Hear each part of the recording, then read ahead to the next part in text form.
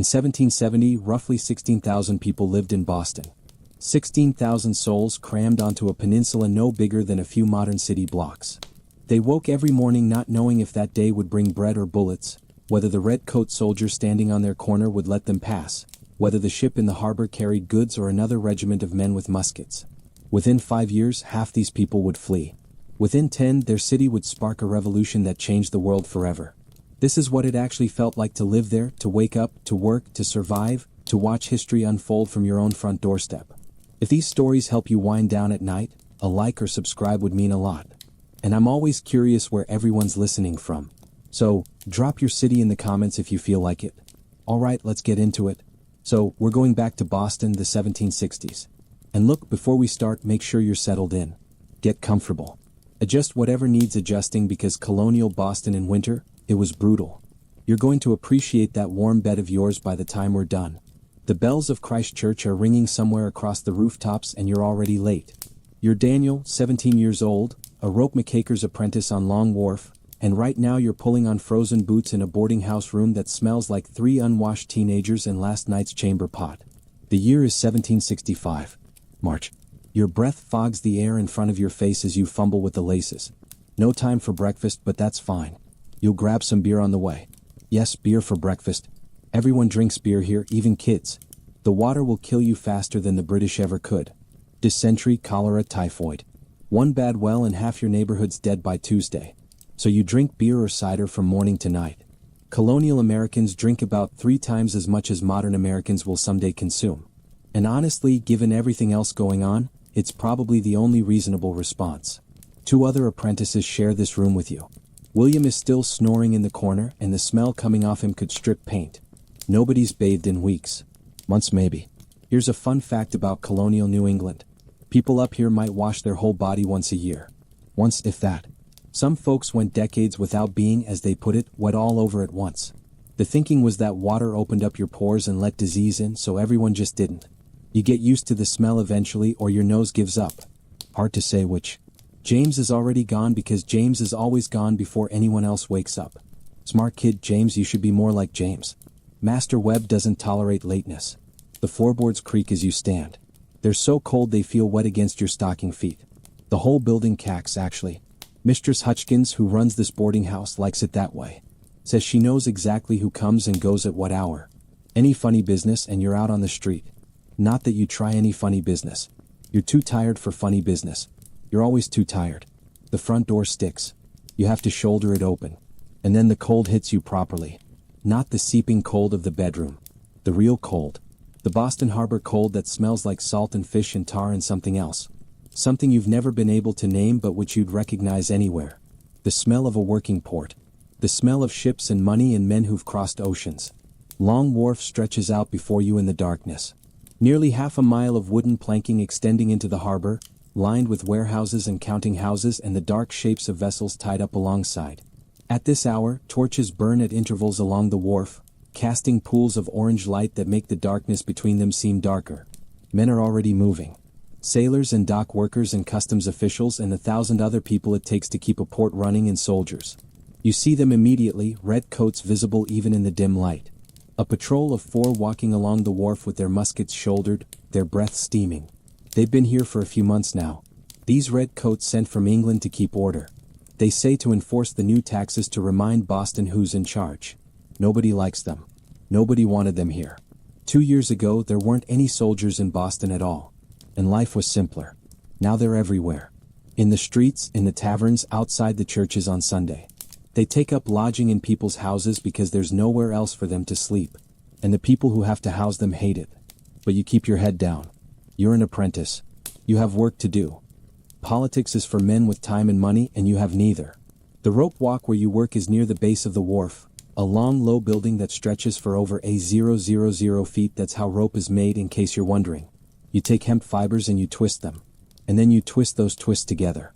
And then you twist those twists together again over and over until you have something strong enough to hold a ship at anchor in a storm. The building has to be that long because the rope has to be that long. A ship's cable might be 200 fathoms or more. It's hard work. That's the first thing people don't understand about rope making. They think it's just standing around twisting fibers. It's not. It's walking. Miles and miles of walking back and forth down the rope walk, keeping the twist, even keeping the tension right. Your legs ache by noon. By the end of the day they feel like they might fall off. And it's dangerous too. The tar they use to waterproof the finished rope is kept hot in great cauldrons.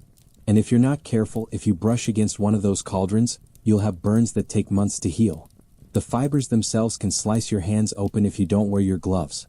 And the whole building is a fire hazard. All that rope, all that tar, all that dry hemp. One spark in the wrong place and the whole rope walk goes up. It's happened before. It'll happen again.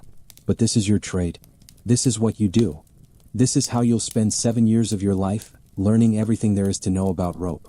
And then maybe you'll have enough to set up your own shop. Or maybe you'll spend the rest of your days working for someone else. Hard to say. The future is a foreign country. You try not to think about it too much. Master Webb is already in the rope walk when you arrive. He's a big man, Master Webb. Thick through the chest and arms from decades of this work. His hands are like leather, stained black with tar. He looks at you as you enter, but doesn't say anything. That's good. That means you're not late. There are maybe a dozen men working today, which is light. In summer, there might be twice that. Boston builds ships, and ships need rope, and there's always more rope needed than hands to make it. But it's March, and some of the seasonal workers have gone to find other employment until the warm weather brings the work flooding back. You take your place at the spinner. This is where you start every morning feeding hemp fibers into the spinning machine while your hands twist and pull and guide the material into something usable. It's repetitive work, mind-numbing really. But that's the point.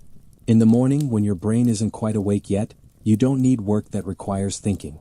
You need work your hands can do while your thoughts wander. And your thoughts do wander.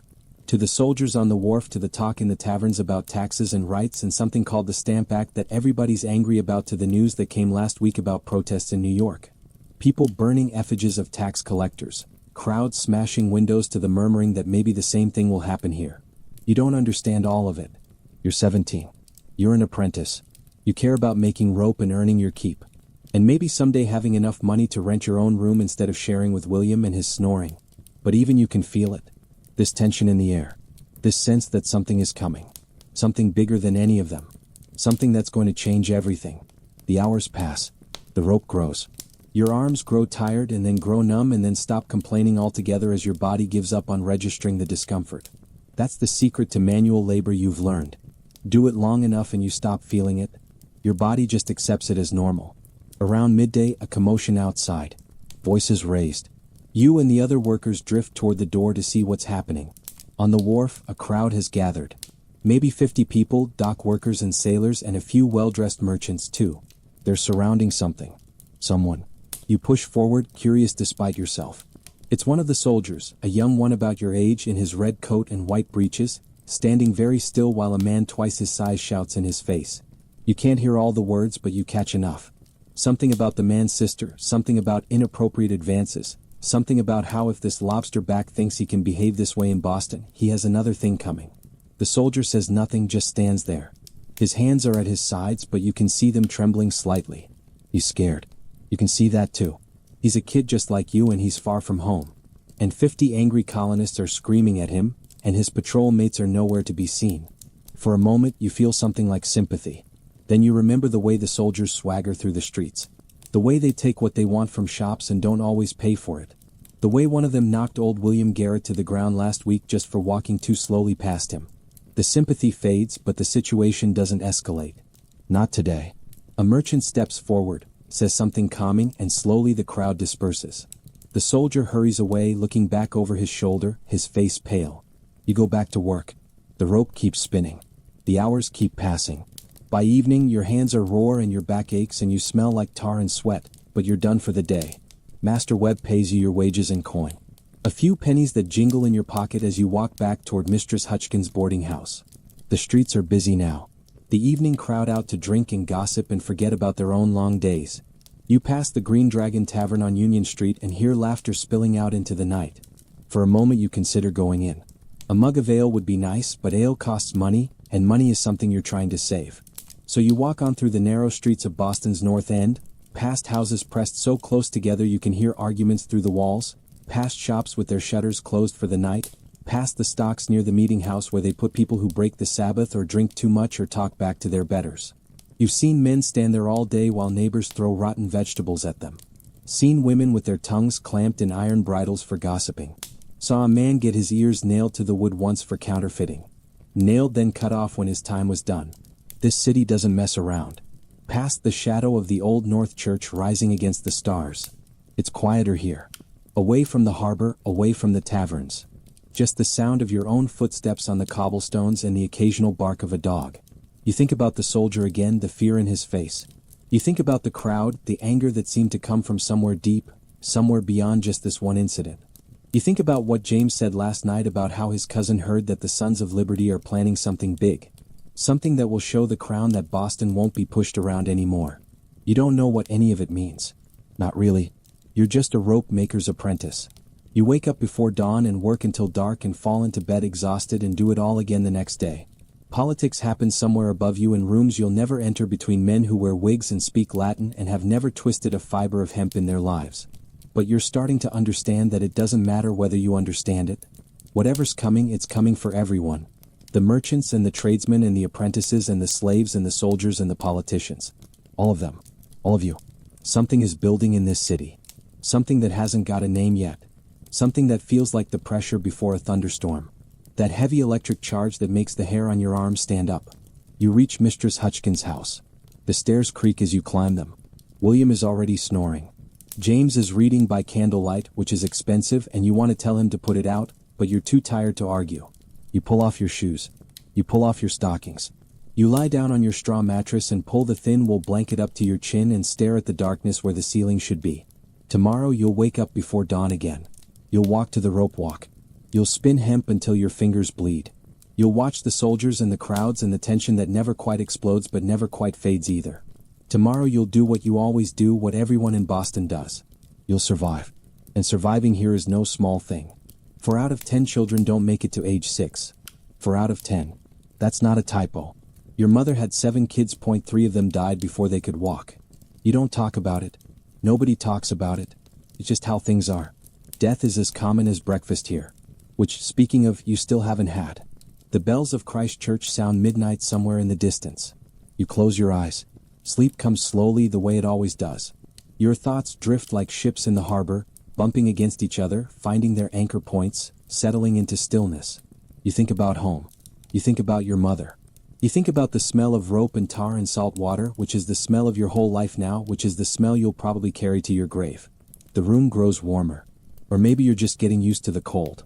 The straw beneath you stops feeling so lumpy. William's snoring fades into background noise, rhythmic as waves against a hull. In the darkness, Boston sleeps. 16,000 people in their beds, in their dreams, in that quiet space between one day and the next. The soldiers sleep in their barracks. The sailors sleep in their hammocks. The merchants sleep in their feather beds and the slaves sleep in their quarters. And somewhere in a tavern that won't close for hours yet, men are still talking in low voices about liberty and rights and what they're willing to do to keep them. But you don't know about any of that. You're 17 years old. You're a rope maker's apprentice. And right now all you know is the weight of your own exhaustion. The softness of the darkness. The gentle pull of sleep drawing you down like an anchor finding the bottom of the harbor. Tomorrow will come. It always does. But for now there's only this. 5 months later and Boston is a different city. It's August now. Hot. The kind of humid, sticky August heat that makes the whole town smell worse than usual. The harbor reeks of rotting fish and low-tide mud. The streets reek of horse dung baking in the sun. The rope walk where you spend your days reeks of hot tar and sweat. And by noon you're drinking water faster than you can keep it down. But the heat isn't what's changed things. It's the Stamp Act. You've heard that phrase so many times in the last few months that it's lost all meaning. Stamp acted. Stamp acted. Every conversation in every tavern, every argument on every street corner. The Crown has decided that every piece of paper in the colonies needs a special stamp. Newspapers, legal documents, playing cards, marriage licenses. And these stamps, they cost money. Money that goes straight back to England. People are angry, not the quiet, grumbling kind of angry that fades after a few Alish. This is something else. This is the kind of angry that makes men do stupid things. You find this out on August 14th. The morning starts normal enough. You wake up with the bells, same as always. Pull on your clothes, same as always. Walk down to Long Wharf through streets that are already busy with merchants and sailors and the usual chaos of a port town waking up. The harbor is crowded with ships. their masts sticking up like a forest of bare trees against the morning sky. You count maybe 40 vessels at anchor today, which is good. More ships means more rope needed, but something feels off. You can't put your finger on it at first. Just this prickle at the back of your neck. People walking a little faster than usual. Conversation stopping when strangers pass by. That feeling you get when everyone knows something you don't. At the rope walk, Master Webb is in a foul mood. He barks orders and snaps at anyone who moves too slow, which is not like him. Usually he's gruff but fair. Today he seems wound tight as one of his own cables. Around mid-morning, James appears at your elbow. He's supposed to be working the far end of the walk, but here he is, eyes bright with something that looks like excitement. You hear about the tree? He asks, keeping his voice low. What tree? The big elm down on Orange Street near the corner of Essex. Someone hung something from it last night. You don't understand what he's talking about, and your face must show it because James grabs your arm and pulls you toward the door. Come on, you need to see this. Webb will kill us. Webb won't notice. Half the workers are already gone. Haven't you looked around? You look around. He's right. The rope walk, which should have a dozen men working, has maybe 5. The others have slipped away while you weren't paying attention. So you and James, walking fast through the crowded streets, past Fuel Hall, where the market sellers are doing brisk trade, past the old state house with its lion and unicorn perched on the roof like they own the place. Past shops and counting houses and a group of redcoats who watch you pass with hard eyes, but don't stop you. The crowd gets thicker as you get closer to Orange Street. By the time you reach the corner of Essex, you can barely push through. Must be 200 people here. Maybe more. All of them staring up at the same thing. It's an elm tree. A big one. Maybe 100 years old. Its branches spreading wide over the street. And hanging from one of those branches, swinging gently in the hot August breeze, is a body. Your stomach drops. You've seen dead men before. Sailors pulled from the harbor, bloated and blued, at a dock worker crushed by a falling crate. But this is different. This is a hanging. This is James's laughing. It's not real, he says, seeing your face. Look closer. You look closer and you see what he means. It's not a body. It's an effigy. A stuffed dummy dressed in fine clothes with a face painted on a sack and a sign hung around its neck. The sign reads A.O. Andrew Oliver, James explains. He's supposed to be the stamp distributor, the man who's going to collect all those taxes of the crown. They hung a dummy of him. Someone did last night. Nobody knows who. James grins. Well, somebody knows, but nobody's talking. You stare up at the effigy. Someone's added a boot to it with the initials of another hated official. Someone else hung a sign that reads, "He that takes this down is an enemy to his country." And here's the thing, nobody takes it down. Not the sheriff, who shows up and takes one look at the crowd and quietly leaves. Not the governor's men, not anyone. The whole British Empire, the most powerful force on earth, and they can't remove a stuffed dummy from a tree because a bunch of angry colonists are standing around glaring at them. That's when you start to understand something. They need us to cooperate, and we're done cooperating. You stare up at the effigy swaying in the breeze and you feel something strange in your chest. Fear maybe, but also something else. Something that feels a little like excitement, like standing at the edge of a cliff and looking down. People around you are talking, laughing, pointing up at the dummy. Someone starts a chant. No stamps. No stamps. Others take it up. The sound swells until it fills the street, bouncing off the buildings loud enough to be heard halfway across Boston. No stamps, no stamps. You find yourself mouthing the words. Not shouting them, not yet, but mouthing them, tasting them. A man pushes through the crowd, well-dressed, with a good coat and a silver-headed walking stick. He stares up at the effigy with a look on his face that you can't quite read. Disgust maybe, or fear, or both. This is treason, he says loud enough for people around him to hear. You'll all hang for this. Someone laughs. Someone else throws something, a piece of rotten fruit maybe, and it splatters against the man's good coat. He stumbles backward, shocked, and the crowd closes around him for a moment before he manages to fight his way free and disappear down a side street. The laughter gets louder, the chanting gets louder, and you realize, standing there in the August heat with sweat running down your back and the sound of rebellion ringing in your ears, that something has shifted. Something has broken loose. Boston has taken a step that can't be taken back. You and James stay until noon watching.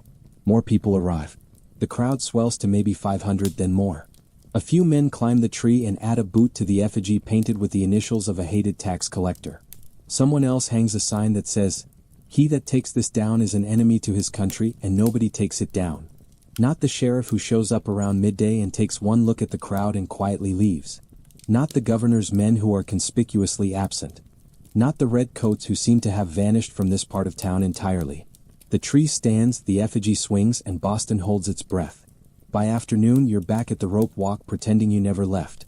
Master Webb knows better. He can see it in your face probably, but he doesn't say anything. Maybe because half his workers were at that tree too. Maybe because he was thinking about going himself. The work continues. The rope spins out under your hands. Yard after yard after yard. Your muscles move through the familiar motions while your mind stays back at Orange Street, replaying what you saw. The crowd, the chanting, the man with the good coat and the fear in his eyes. Is this what revolution looks like? You don't know. You're 17 years old. You make rope for a living. What do you know about revolutions but something in you has woken up? Some part that was sleeping before and it's not going back to sleep. That night the real trouble starts. You're back at Mistress Hutchkin's boarding house, lying on your mattress and listening to William snore when you hear it, shouting the sound of many feet on cobblestones, glass breaking somewhere in the distance. James sits up in the darkness. They're going to Oliver's house. Who is the mob? Everyone come on. You should stay in bed. You know you should stay in bed. Tomorrow is a work day.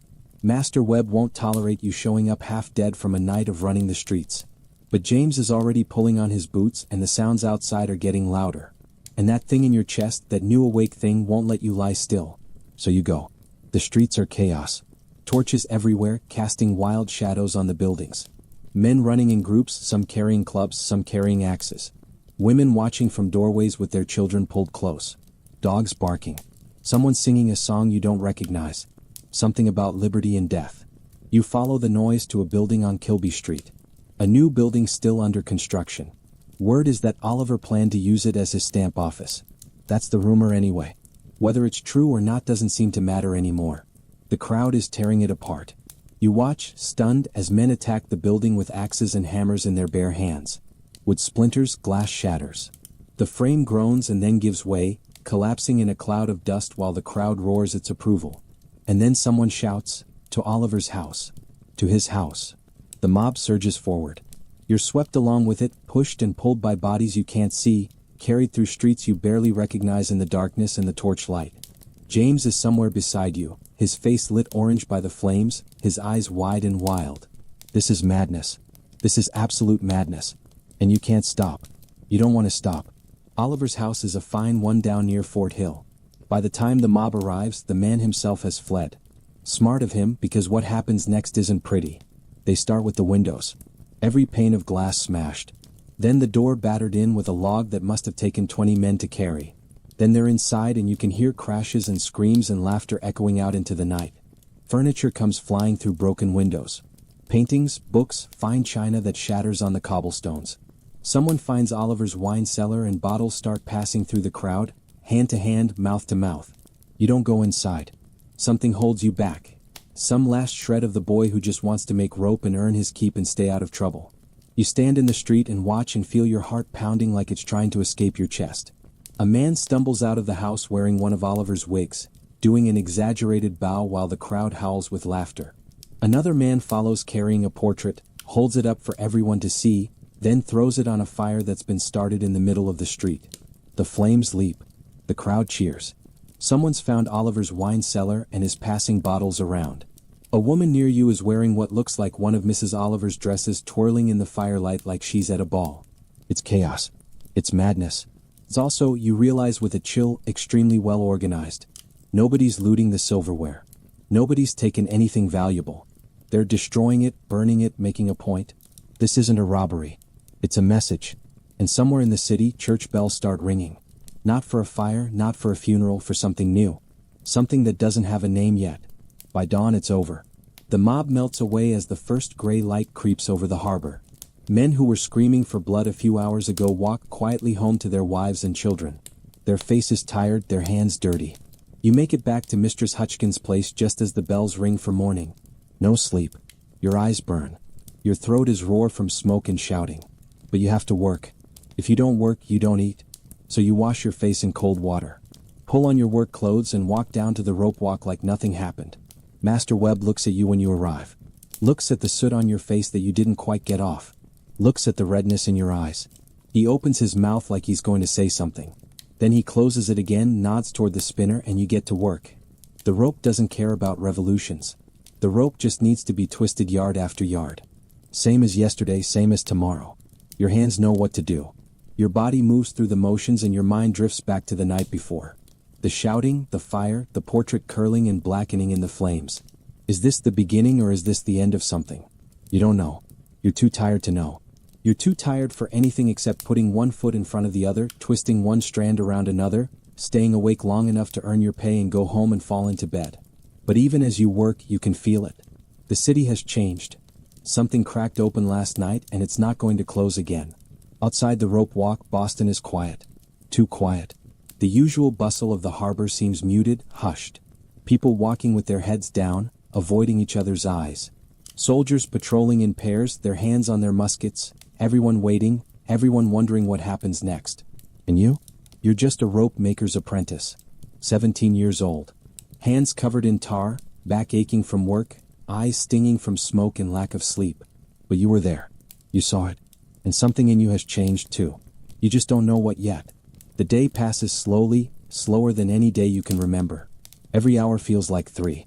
Every yard of rope feels like a mile. By the time Master Webb dismisses you, the sun is already setting, painting the harbor in shades of red and orange that look too much like the fires from last night. You walk back to the boarding house through streets that feel different now. The same buildings, the same cobblestones, the same smell of salt and fish and tar. But everything has shifted somehow. Like looking at a familiar face and suddenly seeing someone new behind the eyes. William is asleep already when you get back.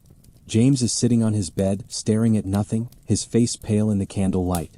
They say Hutchinson's house is next, he whispers. The lieutenant governor. They say the mob is going after him tomorrow night. You don't answer. You're too tired to answer. You pull off your boots and lie down and close your eyes and try not to think about anything at all. Sleep takes you fast this time. Deep and dreamless. Your body giving up the fight. Surrendering to exhaustion. Tomorrow more rope. Tomorrow more work. Tomorrow maybe more chaos. But right now there's only the darkness behind your eyes. Only the steady rhythm of William's snoring, only the distant sound of the harbor, waves lapping against hulls, ships creaking at their moorings.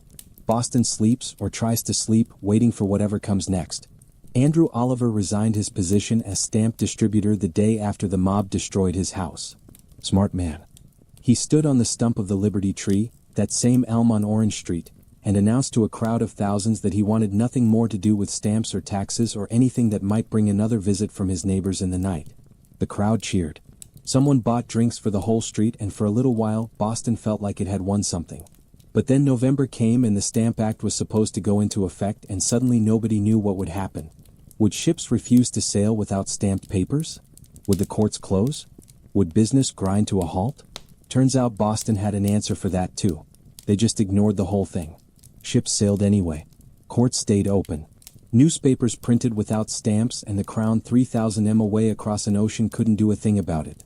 You learned all this in pieces over weeks and months. Conversations at the rope walk, gossip at the market, and eventually at the Green Dragon. The first time you actually walked through those doors was in late October, a few weeks after your 18th birthday. James dragged you in. He'd been spending more time there lately, coming back to the boarding house late at night, smelling like tobacco and rum, with a look on his face like he knew secrets he couldn't share. You need to meet some people, he said. That's all he'd tell you. The tavern was on Union Street, a wooden building with a sign hanging over the door. The sign showed a dragon painted green, looking fierce and a little ridiculous at the same time. Inside, the main room was crowded and loud and thick with pipe smoke. Men packed around rough wooden tables, drinking ale and arguing about politics and laughing at jokes you couldn't hear. Here's something about colonial taverns. They're basically the internet of the 1760s. Post office, tavern, news, tavern, courthouse, sometimes a tavern. Political organizing, definitely a tavern. The average colonist drinks about 3 and 12 gallons of alcohol a year, and most of it gets consumed in places like this. Boston alone has over 100 licensed taverns for 16,000 people. That's one tavern for every 160 residents. These people like to drink and drink while talking. James led you through the crowd, nodding at people he knew until you reached a door at the back. A big man stood beside it, arms crossed, watching everyone who passed with flat, careful eyes. "He's with me," James said. The big man looked at you. Really looked like he was memorizing your face. Then he stepped aside. Behind the door was a staircase leading down. You followed James into a basement room that was smaller than the one upstairs, but somehow more intense. Maybe 24 men sat around tables or stood in small clusters talking in low voices. Candles flickered on the walls. The air smelled like beer and sweat and something else. Something sharp. Danger maybe. Or just the smell of men planning things they shouldn't be planning. "Welcome to the Dragon's Den," James said with a grin. "You recognize some faces. A silversmith from the North End who'd done some work for Master Webb. A printer whose shop you'd walked past 100 times. A doctor still wearing his good coat and mixed in with them ordinary working men. Rope makers like you. Coopers and blacksmiths and dock workers. All of them here in this basement doing something that felt important even if you didn't understand what yet." A man approached you, older, maybe 40, with a face that looked like it had seen trouble and come out the other side. He had ink stains on his fingers. "James says you were at Oliver's house that night." It wasn't a question. "I was in the street," you said. "I didn't go inside, but you were there." "Yes." He studied you for a long moment. Then he stuck out his hand. "Name's Eads. Benjamin Eads. I print the Gazette." You shook his hand. His grip was firm, his palm rough with calluses. "The Gazette's been writing about the Stamp Act," you said. Stupid thing to say. Everyone knew the Gazette had been writing about the Stamp Act, but Eds just smiled. "We've been writing about a lot of things and we're going to keep writing. The question is, are men like you going to keep reading, keep showing up, keep making sure the Crown knows we won't be pushed around?" You didn't know how to answer that. A month ago, you were just a rope maker. Now you were standing in a basement with men who were talking about pushing back against the most powerful empire in the world. "I'll show up," you heard yourself say. Eads nodded like that was the answer he expected. "Good man, James, get him something to drink." That first night, you mostly listened, sat in a corner with a mug of ale, and watched and absorbed. The conversations flowed around you, full of names and plans and grievances you didn't fully understand. Someone mentioned Samuel Adams, and heads nodded with respect. Someone else talked about letters being sent to the other colonies, to New York and Philadelphia and Virginia, about coordinating resistance. Someone used the phrase "Sons of Liberty," and a ripple went through the room. Men sitting up straighter, eyes brighter. You didn't speak up. What would you say? You were 18 years old. You made rope. These men were printers and merchants and doctors. Men with education and money and connections. What did you have to offer? But James caught your eye across the room and gave you a small nod. And somehow that was enough. You belonged here.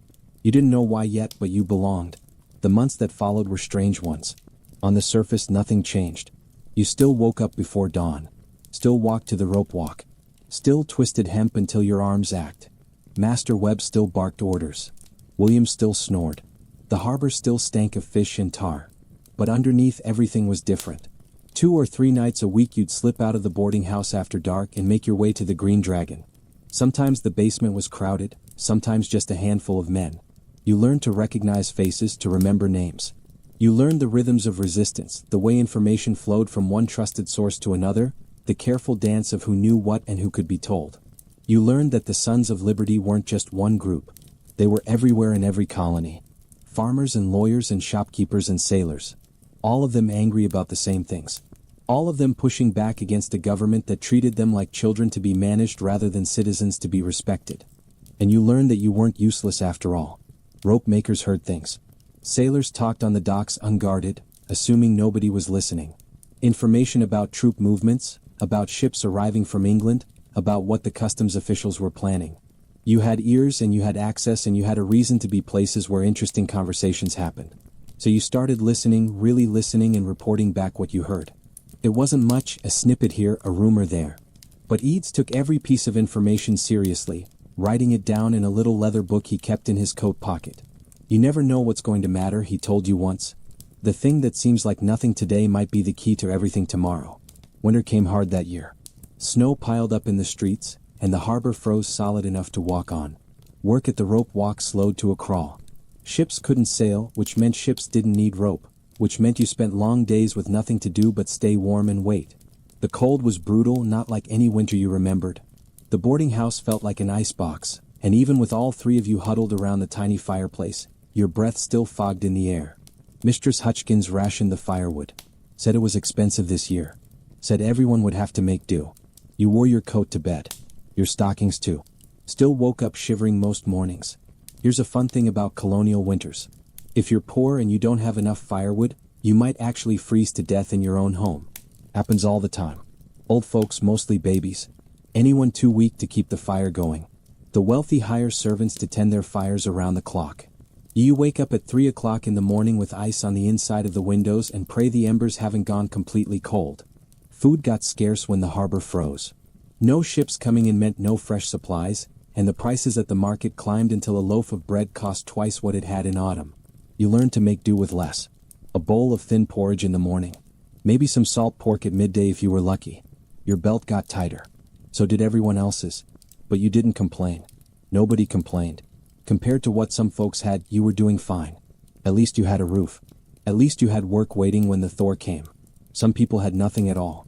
You spent a lot of that winter at the Green Dragon. The basement became almost like a second home. You got to know the regulars. The silversmith, whose name was Paul, had a way of drawing people out, making them feel like their opinions mattered. The doctor, Joseph, always seemed to know things before anyone else, like he had sources nobody could identify. And there was John, a rich merchant's son, who dressed like he was going to a ball, even when he was just drinking ale in a basement, but who gave money freely to causes he believed in. They became something like friends. Or maybe not friends exactly, something else. Brothers in a fight that none of you had asked for, but none of you could walk away from. You learned the rituals of the place, the way men would check over their shoulders before speaking freely, the way certain words were never said aloud, only hinted at. The way everyone knew who the informers might be and adjusted their conversations accordingly. It was like learning a new language, a language of glances and silences and things left unsaid. The tavern upstairs was one world, loud, public, full of sailors and merchants conducting ordinary business. The basement was another, quieter, more careful, a place where men could speak their minds without worrying who might be listening. You learned to move between those worlds. Upstairs for a drink and a laugh after work. Downstairs when the real conversations happened. It became second nature after a while. Like having two lives that only you knew about. One night in late February, word came through that changed everything. You were in the basement when a man burst through the door, breathless, snow melting in his hair. He'd just come from the docks, he said. A ship had arrived from England with news. The Stamp Act had been repealed. For a moment, nobody moved. Then someone let out a whoop and the room exploded. Men hugging each other, pounding back, shouting so loud it must have been heard in the street above. Someone produced a bottle of good rum and it made the rounds. Everyone taking a drink, toasting to victory. You found yourself laughing though you weren't sure why. Your eyes were wet. So were other men's eyes, though nobody mentioned it. We did it, James said, grabbing your shoulders. We actually did it. Had you done it? You weren't sure. You'd made rope and listened at the docks and sat in a basement drinking ale while other men made plans. But maybe that was enough. Maybe that was what resistance looked like. Not just the big gestures, the mobs and the riots and the effigies swinging from trees, but the small things too, the showing up, the refusing to go along quietly, the being part of something bigger than yourself. The celebration went on until dawn. By the time you stumbled back to the boarding house, the sun was coming up over the harbor, painting the snow pink and gold. Your head throbbed. Your legs felt like they might give out. But you were smiling. It was over. The Stamp Act was dead. Boston had won. Except it wasn't over. Not really. You learned that soon enough. The repeal came with strings attached. Parliament passed something called the Declaratory Act, which basically said that even though they were backing down on stamps, they still had the right to tax the colonies whenever they wanted. They were just choosing not to for now, and the soldiers were still there. That was the thing that got harder to ignore as the months passed and the snow melted and spring turned the harbor from ice to mud. The redcoats hadn't left. If anything, there were more of them patrolling the streets, watching the docks, standing outside the Green Dragon some nights like they knew exactly what was happening inside. The tension that had exploded in August didn't go away. It just went underground, simmering, waiting. You felt it every day at the rope walk. The workers talked in lower voices now, glanced over their shoulders before saying anything that might be considered dangerous. That a man named Patrick got into an argument with a soldier over a card game and ended up with a broken nose. A shop owner on King Street had his windows smashed after someone accused him of being a loyalist. Boston was a city holding its breath. Everyone waiting for the next thing to happen. Nobody knowing what that thing would be. At the Green Dragon, the conversations grew more serious, less celebration, more planning. What would they do if Parliament passed another tax? What would they do if more soldiers came? What would they do if the Crown decided to make an example of someone? You sat in those meetings and listened and felt something heavy settling in your chest. This wasn't going to end with a Stamp Act. This was just the beginning. And wherever it went, you were part of it now, for better or worse. One night, walking back to the boarding house through streets still damp from a spring rain, You passed the Liberty Tree. It looked different now, quieter. The crowds had moved on, but someone had carved words into the trunk. You stopped to read them in the faint light of a nearby window. Sons of Liberty. 3 words carved deep into the bark. A mark that would stay there for years, maybe decades, long after the men who carved it were gone. You stood there for a long time looking at those words, thinking about Oliver and his ruined house, about Eads and his leather notebook, about James and his bright eyes, about all the things that had happened since that March morning when you were just a rope maker's apprentice who didn't know anything about politics or rebellion or what it meant to be part of something bigger than yourself. The city slept around you. 16,000 people dreaming their separate dreams, not knowing what was coming, not knowing that in a few years these streets would run with blood. But you knew, or at least you suspected, standing there in the rain, looking at words carved into a tree, you understood that this wasn't over. It was just beginning. 2 years passed, quiet years mostly. The kind of years that make you think maybe things are settling down, maybe the worst is over. Maybe you can go back to just being a rope maker without all the rest of it. You should have known better. By 1767 you're 20 years old, not a boy anymore. Your shoulders have filled out from years of pulling and twisting at the walk. Your hands are scarred and calloused, permanently stained with tar. Master Webb has started giving you more responsibility, letting you supervise the younger apprentices, trusting you with the finer work that requires experience. You're good at this job. Turns out you're good at most things if you do them long enough. James finished his apprenticeship last spring. He's working at a different rope walk now down near Griffin's Wharf earning journeyman wages.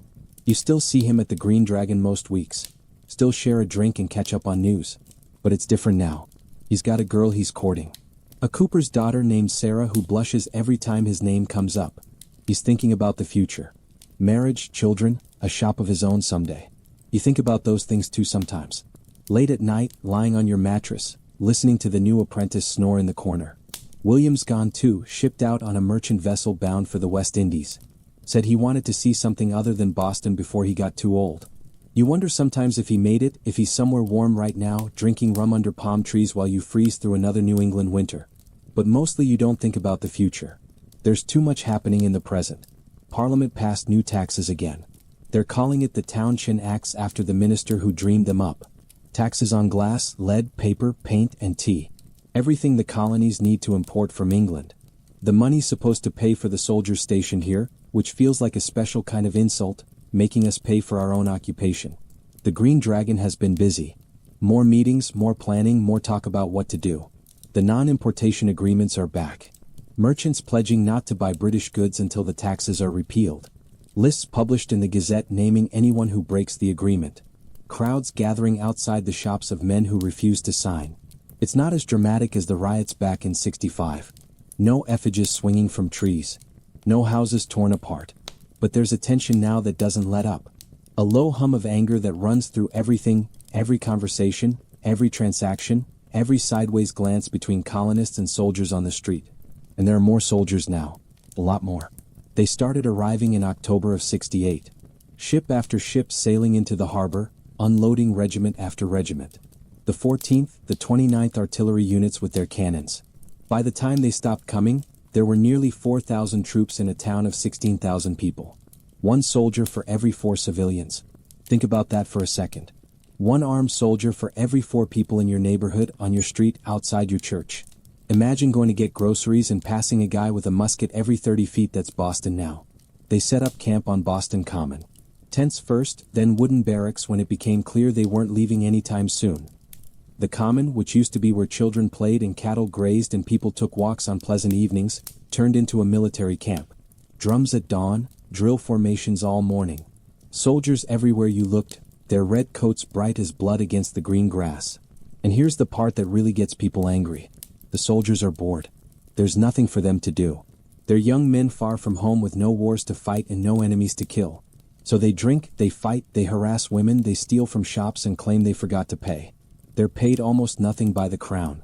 So they look for side jobs, undercutting local workers. They're miserable. We're miserable. And everyone's just waiting for something to explode. You walked past it one morning on your way to work. Couldn't help yourself. Just wanted to see. The scale of it hit you like a fist. Rows and rows of white tents stretching across the grass. Cannons positioned at the corners, their barrels pointing outward toward the town. Soldiers marching in formation, their boots stamping the earth in perfect unison while a sergeant barked commands. The smoke from cooking fires drifting across the field mixing with the morning fog rolling in from the harbor. A few other townspeople had stopped to watch. An old woman with a basket of bread. A boy, maybe 10 years old, staring at the soldiers with something between fear and fascination. A man in a merchant's coat, his face tight with an emotion you couldn't read. Nobody spoke. What was there to say? Behind the camp, the province house rose against the sky. That was where the royal governor lived, the man appointed by the king to keep Massachusetts in line. His windows overlooked the common, so he could watch his soldiers drill from the comfort of his breakfast table. You wondered what he thought when he looked out at all those red coats. Pride probably. Satisfaction, the feeling of a man who's got everything under control. You hoped he enjoyed it while it lasted. The old State House, that handsome brick building where the colonial government met, now had soldiers stationed at every door. So did Fuel Hall. So did the Customs House. The message was clear. This is our city now. We control it. You just live here. You remember the day they landed, standing on Long Wharf with hundreds of others, watching the boats row ashore, watching the soldiers form up in their perfect ranks. Nobody said anything. The whole crowd just stood there in silence, watching. A few women were crying. A few men had their fists clenched at their sides, knuckles white. The officer in charge, a man named Dalrymple, read a proclamation. Something about keeping the peace, restoring order. You don't remember the words. You just remember the feeling like the city had been punched in the gut and couldn't breathe. At the rope walk, things got complicated. Soldiers need money. The crown pays them, but not much. So they look for side work, odd jobs, anything to supplement their wages. And some of them, the ones with strong backs and nothing better to do, started showing up at the rope walks looking for employment. Master Webb turned them away at first. So did most of the other masters. But some didn't. Some figured cheap labor was cheap labor, whatever color coder came in. And that's when the trouble really started. See, rope making is a trade. You spend years learning it. You earn your place, and then these soldiers come in willing to work for half the wages, taking in jobs that should go to Boston men. It's not just about money, though the money matters. It's about respect, about who belongs here and who doesn't. Fights broke out. Small ones at first. A soldier and a rope maker trading insults, then trading punches. But they got worse over time. Clubs and knives started appearing. A soldier got his skull cracked behind a warehouse near Griffin's Wharf. A rope maker got stabbed outside Tavern on Street. One day at your own rope walk, a soldier came looking for work. Young fellow couldn't have been more than 19. He stood in the doorway, hat in hand, asking if there were any jobs going. Master Webb was working at the far end of the walk. He looked up, saw the red coat, and his face went hard. No work here. Please, sir, I can spin. I worked at a rope walk back in London before I enlisted. I just need a few shillings to send home to my mother. For a second, just a second. You almost felt sorry for him. He looked thin, hungry, maybe far from home and desperate. But then one of the other workers, a man named Samuel, stepped forward. You heard the master. No work. Now get out before we throw you out. The soldier's face flushed. I'm not looking for trouble. Then you shouldn't have come here wearing that coat. They stared at each other for a long moment. You could feel the tension crackling in the air. Everyone in the rope walk had stopped working, watching, waiting to see what would happen. The soldier blinked first, turned, and walked out without another word. But as he passed you, standing near the door, he muttered something under his breath. You couldn't hear all of it, but you caught enough. Get what's coming to you. All of you. You watched him go, watched him rejoin his patrol down the street. And you thought about what it must be like being hated by everyone in a city you're supposed to be protecting. Having doors slammed in your face, being called a lobster back and a bloody back and worse, every single day. It didn't make you like them, but it made you understand something. This wasn't just us against them. It was scared people against scared people. Everyone afraid, everyone angry, everyone waiting for something to break. The masters tried to keep things calm. So did the officers. Nobody wanted a full-scale brawl. But the anger was always there, simmering just below the surface. All it would take was one spark. You tried to stay out of it, kept your head down, did your work, went to the Green Dragon at night, and then home to bed. But it was hard. The soldiers were everywhere, in the streets, in the taverns, outside the churches. You couldn't go a day without some kind of confrontation. One afternoon in late summer, you were walking back from the market when a group of soldiers blocked your path. 4 of them, young, maybe your age or younger. They'd been drinking. You could smell it on them from 10 feet away. Rum and sweat and that particular stink of men who haven't bathed in months, which to be fair describes most of Boston, but on them it seems worse somehow. Where you going, rope man? You didn't answer. Just tried to step around them. One of them grabbed your arm. I asked you a question. Oh, I'm going home. Oh, he said it like it was funny. You hear that, boys? The rebel's going home. The others laughed. The one holding your arm squeezed tighter. He had a pockmarked face and yellow teeth and breath that could knock a horse unconscious. His uniform was dirty. The red faded to something like rust. Up close, these aren't the fearsome soldiers of the British Empire. They're kids, hungry, underpaid kids with muskets, which somehow makes the whole thing worse. We know about you lot, he said, meeting in your tavern basement, plotting against the king. You think we don't know? Your heart was pounding, but you kept your face steady. I don't know what you're talking about. Sure you don't. He shoved you backward hard enough that you stumbled into the wall behind you. Your head cracked against the brick. Stars burst across your vision. When you could see again, the pockmarked soldier was right in your face. Just remember something, rope man. We're not going anywhere. This is our city now. Best get used to it. They walked away laughing. You stood there for a long moment. Your back against the wall, your hands shaking with rage you couldn't do anything about. Blood trickled down the back of your neck where your head had hit the bricks. A woman passing by gave you a sympathetic look but didn't stop. Nobody stopped. Stopping meant getting involved. Getting involved meant trouble. You touched the back of your head. Your fingers came away red. Not a lot of blood, but enough. That night at the Green Dragon you told Eads what happened. He listened without interrupting, his face grim. It's going to get worse before it gets better, he said when you finished. They want us to strike first. Give them an excuse to crack down even harder. So what do? We wait. We watch. We keep our heads. He put a hand on your shoulder and we don't give them what they want. It was good advice. You tried to follow it, but every day it got harder. The winter of '68 was one of the coldest you could remember. The harbor froze solid again. Ice stretching all the way out to the islands. The soldiers in their tents on the common suffered badly. You heard stories of men freezing to death in their sleep, of frostbite so bad they had to amputate fingers and toes. Part of you felt something like satisfaction at that. Part of you felt ashamed for feeling it. They were just men after all. Young men far from home doing what they were told. Not so different from you really. But then you'd remember the soldier's hand on your arm. The sneer in his voice and the sympathy would fade. By spring, the situation had settled into an ugly routine. Soldiers on one side, townspeople on the other, both watching, both waiting. Small confrontations every day. Insults traded, punches thrown. Nothing quite bad enough to spark a war, but nothing good either. The Green Dragon stayed busy. More men attending the meetings now. Not just the original group, but new faces, dock workers and tradesmen, and even a few merchants who'd kept their distance before. The occupation had pushed people together, forged alliances that hadn't existed before. You saw Paul the Silversmith almost every night. He'd taken on a leadership role, organizing messengers, keeping track of troop movements, making sure information flowed to the people who needed it. He had a gift for that kind of work. Steady hands, steady nerves, the kind of man you'd trust with your life. Joseph the doctor was busy too. He'd been tending to men injured in brawls with soldiers, and each new patient seemed to harden his resolve. This can't go on, he said one night, his voice tight with anger. Something has to give. Something would give. You knew it. Everyone knew it. The pressure had been building for too long. Sooner or later, the dam would break. You just didn't know when or how or who would be standing in the path when the flood came. The days lengthened into summer. The common stayed full of soldiers.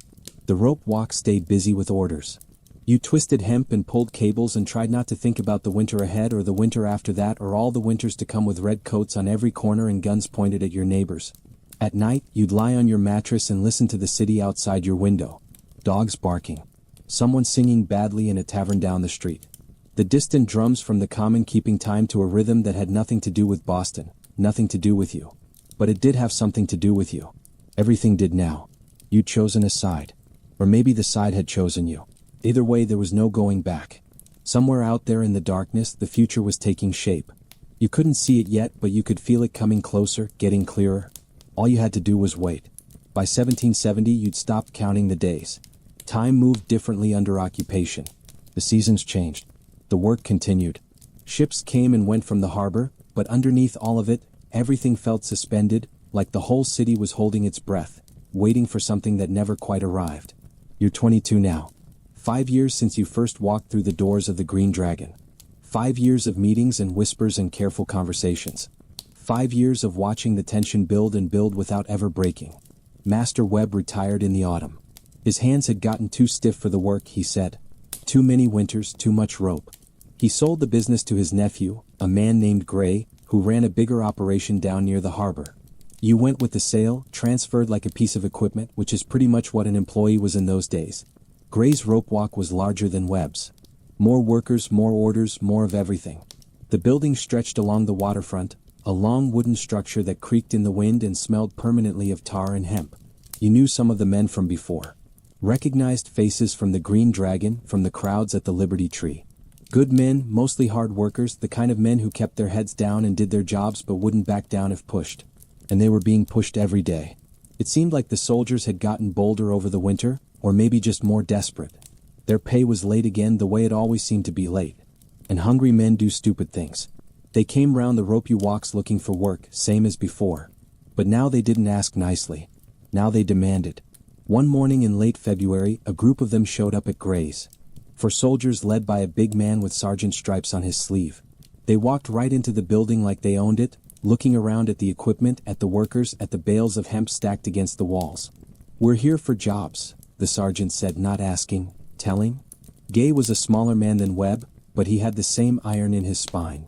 No jobs here. Not for you. That's so. The sergeant smiled, but there was nothing friendly in it. Seems to me you've got plenty of work. Seems to me you could use some extra hands. I've got all the hands I need. The soldiers spread out, walking along the rope walk, running their fingers over the equipment. One of them picked up a coil of finished rope, hefted it, set it back down. Another kicked at a bale of hemp like he was testing it. Nice place you've got here, the sergeant said. Be a shame if something happened to it. Nobody moved. Nobody spoke. You could hear the harbor outside, the cry of gulls, the creak of ships at anchor. Everything else was silent. Gray's voice was steady when he answered. Are you threatening me, Sergeant? Threatening? No, sir. Just making an observation. The sergeant's smile got wider. Lot of things can happen to a building like this. Accidents, fires, you know how it is. He turned and walked out. The other soldiers followed. Nobody said anything until they were gone, until their footsteps had faded down the street. Then Gray looked around at his workers. At you, at all the men standing there with clenched fists and tight jaws. Back to work, he said quietly. All of you. Back to work. You went back to work. What else could you do? But something had shifted. You could feel it in the air, in the way men looked at each other, in the silence that had replaced the usual jokes and complaints. The sergeant's threat hung over everything like smoke. That night at the Green Dragon, the mood was dark. Word had spread about what happened at Gray's rope walk. Similar stories were coming in from all over town. Soldiers harassing shopkeepers. Soldiers picking fights in taverns. Soldiers stopping people in the street, demanding to see papers, asking questions that felt more like accusations. They're trying to provoke us, Ada said. He looked tired, older than you remembered. They want to fight. They want an excuse to crack down. Maybe we should give them one, someone muttered from the back of the room. Each shook his head. That's exactly what they want. We can't be the ones who start this. Then when does it end? How much are we supposed to take? Nobody had an answer for that. 3 days later, Christopher Sider died. He was 11 years old, just a boy. 11. He'd been part of a crowd outside a shop on Middle Street. A shop owned by a man named Richardson who'd been importing British goods in violation of the non-importation agreement. The crowd was throwing things at the shop. Stones, garbage, the usual. Richardson came out with a gun, said he was defending his property, said the crowd was going to tear the place apart. He fired into a crowd full of children. The ball hit Christopher in the chest. He fell in the street, blood spreading across his shirt, and by the time anyone could get him to a doctor, it was too late. 11 years old, died because he threw a rock at a window. Here's what gets me about this. Richardson was arrested. Good. He was tried. Good. He was convicted of murder. Great. Then the governor pardoned him, let him go because apparently killing an 11-year-old isn't a crime if the 11-year-old was being disrespectful to a loyalist merchant. You want to know why the revolution happened? This is why the funeral was 5 days later. You'd never seen anything like it. They started at the Liberty Tree. Thousands of people gathered there, packed so tight you could barely move. Men and women and children, rich merchants and poor laborers, everyone dressed in their darkest clothes, everyone silent. The coffin was small, too small. It sat on a cart decorated with banners that read, "The Fatal Effects of Arbitrary Government." The procession stretched for half a mile, maybe more. Some said 5,000 people marched. Others said closer to 10,000. In a city of 16,000, that's most of the population. Children walking alongside their parents. Old men who hadn't left their homes in years. Everyone. And here's the thing about colonial funerals. They're usually an excuse to get drunk. Seriously. The family sets up a table. Everyone views the body and then you drink until you can't feel feelings anymore. It's tradition, but not this one. This one was silent. No drinking, no socializing. Just thousands of people walking through the streets of Boston, following the body of an 11-year-old boy and not saying a word. They buried him in the granary burying ground near the graves of men who'd founded this city 100 years before. A minister said words that you couldn't hear from where you stood. Then it was over. But it wasn't over. Not really. The mood in Boston after the funeral was something you'd never felt before. Not the hot anger of the Stamp Act riots. This was colder, harder. The kind of anger that doesn't burn itself out in a single night. People looked at soldiers differently now. Not with fear, not even with hatred. Exactly. With something else, a kind of calculation, a weighing of costs and benefits. Like they were measuring things, deciding things, planning things that didn't need to be said out loud. And the soldiers looked back. They knew something had changed. You could see it in the way they walked. Always in pairs now, never alone. Their hands always near their weapons. They'd killed a child. Even the ones who hadn't pulled the trigger knew what that meant. The whole city was staring at them, waiting, wondering which one of them would be next to do something unforgivable. Here's something you learn about occupation. It's not the big confrontations that break people. It's the small ones. The daily humiliations. The soldier who shoves you off the sidewalk because he can. The officer who stops you to check your papers when you're just trying to get home. The patrol that decides to search your pockets for no reason except that they're bored and you're there day after day after day until you can't remember what it felt like to walk through your own city without being afraid. The first week of March came in cold and gray. Snow on the ground, ice in the harbor, a bitter wind that cut through your coat like it wasn't there. The rope walk was busy with spring orders, ships getting ready to sail as soon as the weather broke. You worked long hours, dawn to dusk, your hands roar and your back aching. On the 2nd of March, a Monday, the soldiers came back. You were at your station near the middle of the walk when you heard shouting from the entrance. A soldier had come in looking for work again, and one of the workers, a man named Samuel Gray, had told him where he could go, but not politely. Samuel told him to go clean the outhouse. The soldier swung at him. Samuel swung back. Within minutes, the whole rope walk had emptied into the street. Workers poured out of the building, grabbing whatever they could find. Clubs, rope ends, tools. The soldiers called for reinforcements, and soon there were dozens of them. Red coats everywhere. The whole street turning into a brawl. Here's the thing about a street fight with soldiers. They have training. They have weapons. They have each other's backs. What you have is numbers and anger and a lifetime of resentment that's been building since the first red coat stepped off a boat in your harbor. Sometimes that's enough. Sometimes it's not. You don't remember much of what happened next. Just fragments. A soldier's face twisted with rage coming at you. The crack of a club against someone's skull. Shouting and screaming and the taste of blood in your mouth, though you weren't sure if it was yours or someone else's. The smell of sweat and fear and something else. Something that smelled like the start of a war. It lasted maybe 20 minutes. Then the officers arrived and broke it up, dragging soldiers back to their barracks, ordering the townspeople to disperse. You stood in the street, breathing hard, your knuckles split and bleeding, watching the redcoats retreat. "This isn't over," someone said beside you. A rope maker, his face bruised, his eyes bright with something dangerous. Not by a long shot. He was right. Over the next 2 days there were more fights. Smaller ones scattered across the town, soldiers and civilians clashing wherever they met.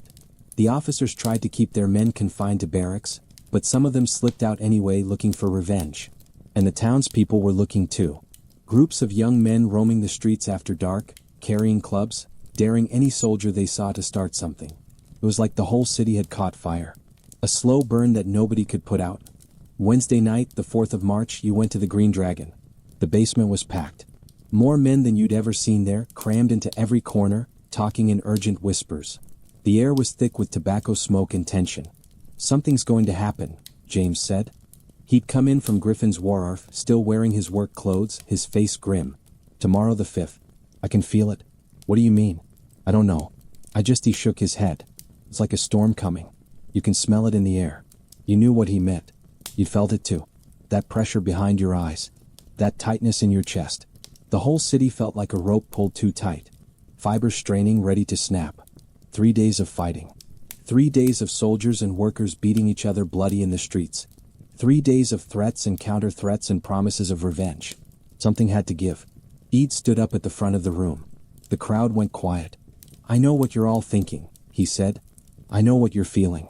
Believe me, I feel it too. But I'm asking you, all of you, to keep your heads. Don't give them what they want.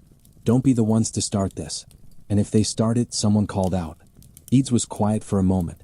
When he spoke again, his voice was barely above a whisper. "Then God help us all." Someone in the back laughed. But it wasn't a funny laugh. It was the laugh of a man who's made his peace with something. The laugh of a man who knows what's coming and has decided he's ready for it. You walked home through streets that felt different, quieter, tenser. A patrol of soldiers passed you. And for once, they didn't stop, didn't say anything, just kept marching with their eyes straight ahead. They felt it too. Everyone felt it. At the boarding house, you lay on your mattress and stared at the ceiling. Sleep wouldn't come. Your mind kept running through the events of the past week. The funeral, the fight, the look on that soldier's face when he came at you with his fists raised. Tomorrow, the 5th of March, something was going to happen. You didn't know what, you didn't know where, but you knew it was coming. As sure as you knew the sun would rise. Outside your window, Boston waited. 16,000 people lying in their beds, dreaming their separate dreams. Soldiers in their barracks, gripping their muskets, wondering what the morning would bring. The night was cold. The city was quiet. But not for long. The 5th of March started like any other day. You woke before dawn, same as always. Ate your breakfast of cold bread and weak beer. Walked to the rope walk in the gray light. Your breath making clouds in the frozen air. Worked your station spinning hemp into cordage. Your hands moving through the familiar motions without needing to think about it. The tension from the past few days hung over everything. Men spoke in low voices, glancing toward the door whenever someone came in. But the work continued. It always continued. Ships still needed rope.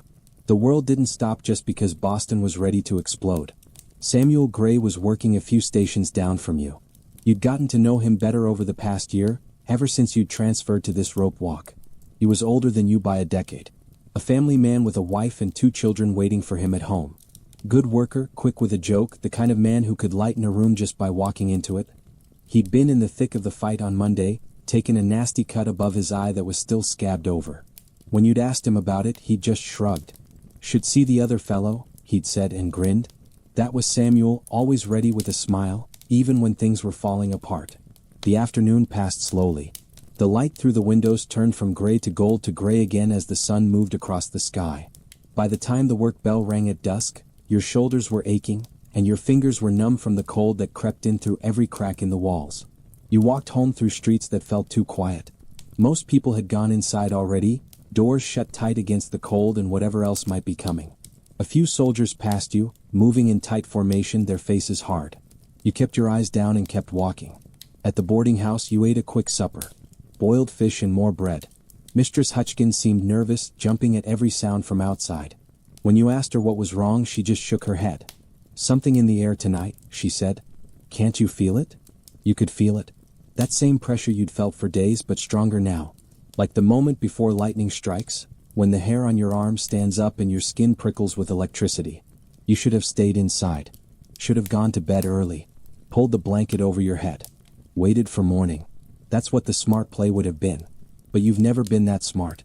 Around 8 o'clock, you heard shouting from somewhere toward the center of town.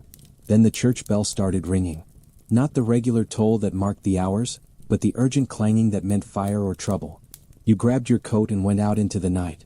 The streets were filling with people, all of them moving in the same direction. Toward King Street, toward the custom house. You joined the flow, not quite running, not quite walking, your heart beating faster with every step. The crowd thickened as you got closer. Men and boys mostly, but some women too. Everyone talking at once. Voices rising over each other. Fragments of conversation drifting past. Soldier hit him with his musket. Calling for reinforcements. Bloody lobster backs think they can. The cold bit through your coat, but you barely noticed. Your blood was up now. The same heat you'd felt during the fight on Monday. The same anger that had been simmering for years. The snow crunched under your boots as you pushed forward, elbowing past men you didn't recognize, stepping over chunks of ice that had already been thrown. The smell hit you before you could see anything clearly. Torch smoke and unwashed bodies and something else. Something sharp like metal. Fear maybe or excitement. Hard to tell the difference when they're mixed together like that. You pushed through the crowd until you could see what was happening. The custom house sat at the corner of King Street, a solid brick building that housed the tax collectors and their records. A lone sentry had been posted outside it all winter, standing guard in a little wooden box near the door. Tonight that sentry was surrounded. A crowd of maybe 50 people had gathered around him. Boys were throwing snowballs and chunks of ice. Men were shouting insults. The sentry, a young private with a face white as the snow around him, had his musket raised, the bayonet fixed and gleaming in the torchlight. "Go ahead and fire," someone yelled. "I dare you." The sentry didn't fire. He just stood there, his back against the wall, his eyes wild with fear. You pushed closer, trying to see better. That's when you spotted Samuel Gray near the front of the crowd. He saw you too and waved you over.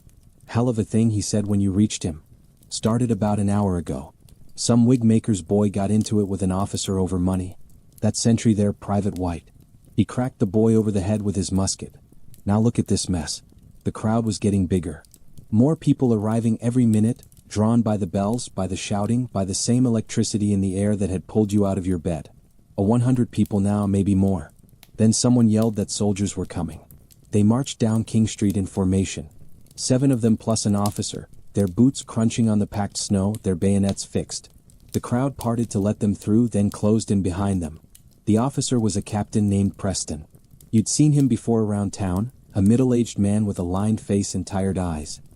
He led his men to the custom house and formed them up in a semicircle around Private White, facing the crowd. 8 soldiers now, 8 muskets, and a crowd that had swelled to 300, maybe 400, pressing in from all sides. The air smelled like smoke and sweat and something else. Fear maybe or hatred. Hard to tell the difference when they're mixed together like that. Torches flickered everywhere, casting wild shadows that made everything look like a nightmare. Someone threw a snowball.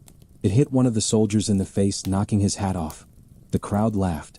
More snowballs followed. Chunks of ice, oyster shells, anything people could find on the ground. Someone threw a club. Someone else threw what looked like a frozen cat. The soldiers just stood there taking it, their faces slick with sweat despite the cold. "Fire, you cowards," the cry went up from somewhere in the crowd. "Fire if you dare." And here's the thing about muskets. They're terrifying even when they're not being fired. Each one of those brown best muskets weighs about 10 pounds. The bayonet attached to the front is 17 in of steel. The ball it fires is nearly 3/4 of an inch across, big enough to take off a limb. 8 of them pointed at you from 10 feet away, and the men holding them are scared. You can see it in their eyes. Scared men with guns. Nothing more dangerous in the world. The soldiers stood their ground, muskets raised, their faces slick with sweat despite the cold. Captain Preston was shouting something, trying to be heard over the noise, but nobody was listening. You were maybe 20 feet from the line of soldiers, close enough to see the whites of their eyes, close enough to see how their hands shook on their weapons. Samuel was closer, right up front, shouting with the rest of them. "Sam," you called out. "Sam, get back." He didn't hear you. Or maybe he did and didn't care. He was caught up in it now. Same as everyone else. The rage of the past months, the past years. All of it boiling over at once. Someone threw a club. It hit one of the soldiers and knocked him down. He scrambled back to his feet, his face twisted with fury. What happened next took maybe 10 seconds. Felt like an hour. The soldier who'd been knocked down raised his musket and fired. The crack of the shot cut through the noise of the crowd like a knife. For a moment everything stopped. Everyone frozen, staring, not quite believing what had just happened. Then more shots. One after another. The soldiers firing into the crowd. Smoke and flame erupting from their muskets. The sound so loud it hurt your ears. People were screaming now, running, falling. You saw a man go down not 10 feet from where you stood, his chest torn open, blood spraying across the snow. You saw another man stumble backward, clutching his arm, his face a mask of shock. And you saw Samuel Gray. He was still standing when the first shot hit him. Still standing when the second one did. Then his legs buckled and he went down slow like he was kneeling to pray. He fell face first into the snow and didn't move. Sam, you tried to run to him. Someone grabbed your arm, pulled you back. The crowd was surging now. People pushing in every direction and you couldn't get through. Couldn't reach him, could only watch as the snow around his body turned red. The firing stopped, the smoke cleared. Captain Preston was screaming at his men, shoving their muskets down, his face twisted with horror what had just happened. In the street 5 bodies lay still. 5 men who'd been alive 30 seconds ago. Around them. Others writhed and moaned, clutching wounds, crying for help. You recognized one of the bodies, a big man, dark-skinned, who worked as a sailor on the ships that came through the harbor. Crispus, his name was Atox.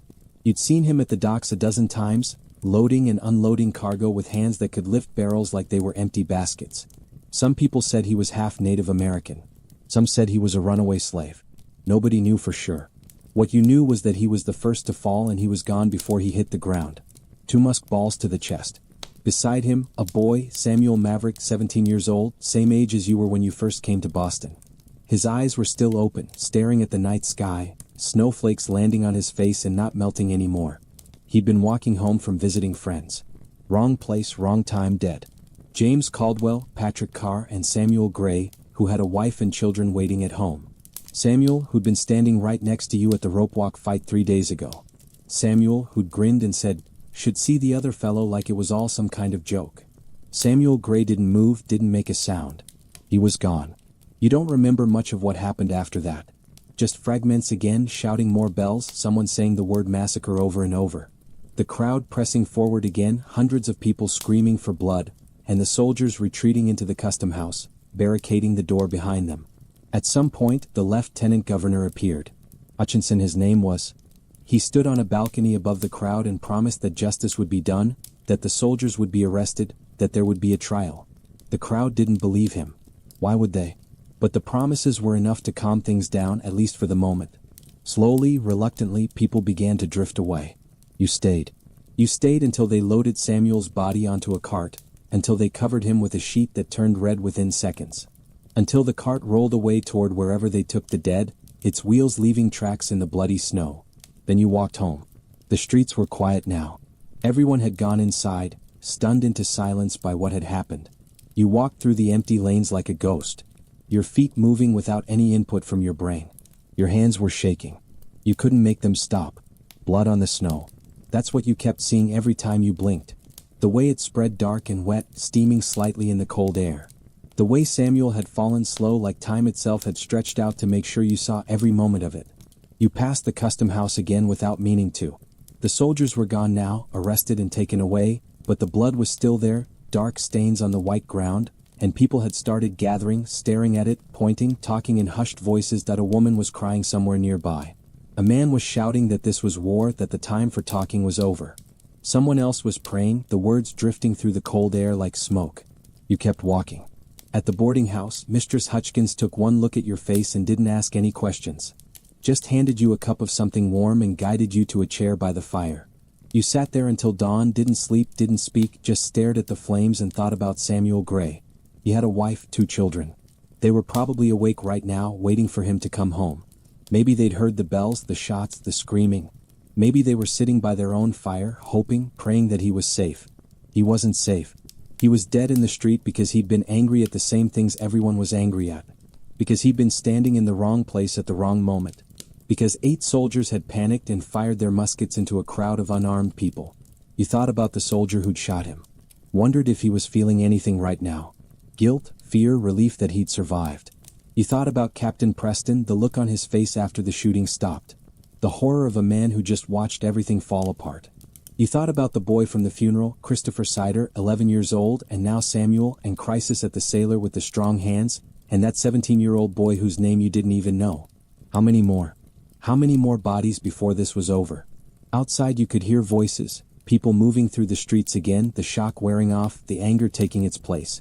Word was spreading across the city, across the colony, and by morning, everyone would know what had happened on King Street.